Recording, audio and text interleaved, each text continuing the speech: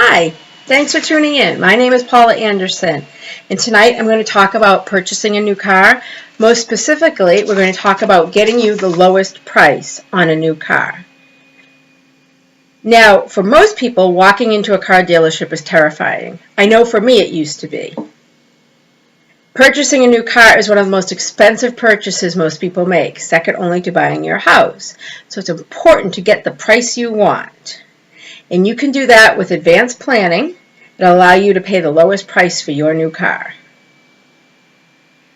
Now, there's a few steps to get to that lowest price, and that includes advanced research, negotiation, and finally you're going to close the deal. Much of the information I'm going to share with you tonight comes from reliable publications like Consumer Reports. There's wonderful websites. Edmunds.com is a really reliable one. Kelley Blue Book. They're all out there, and I've done a lot of research which I'd like to share with you.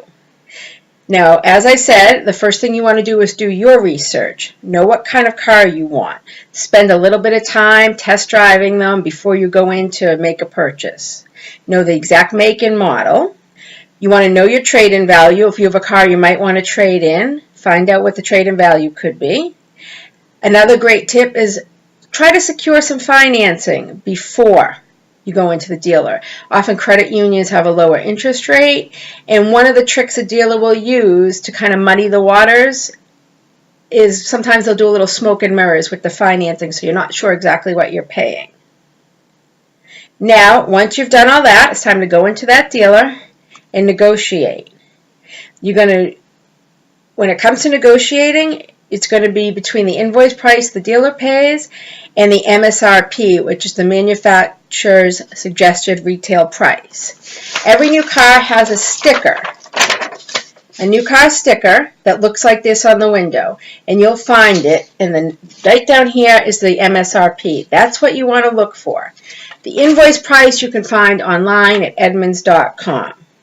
You want to know the market before you make a bid because sometimes there is a greater demand than there is supply for certain vehicles, certain models or makes. If that's the case, you might not be able to negotiate very low. When you do want to start the negotiation, you don't want to bid too high or too low. Too low, the dealer won't take you seriously. If it's too high, you won't have a lot of room to negotiate. Now, when that is all done, you've done all that, you should have no problem reaching a price you can agree on with the dealer.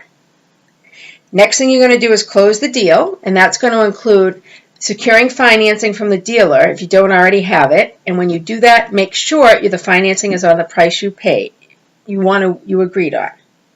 Next thing you're going to do is talk trade-in if you do want to trade in. And what I really want you to be careful about is add-ons. Add-ons are things like extended warranties, car alarms, that the dealer makes a big profit on. Those are things they often try to add, and you need to be careful because that could add anywhere from a couple hundred to a couple thousand to the price you agreed on. Now, once that is all done, all you have to do is sign the papers and enjoy your new car. But remember, before you do that, do your research, negotiate, close that deal. And from now on, buying a car will be a pleasure. Thank you again for tuning in.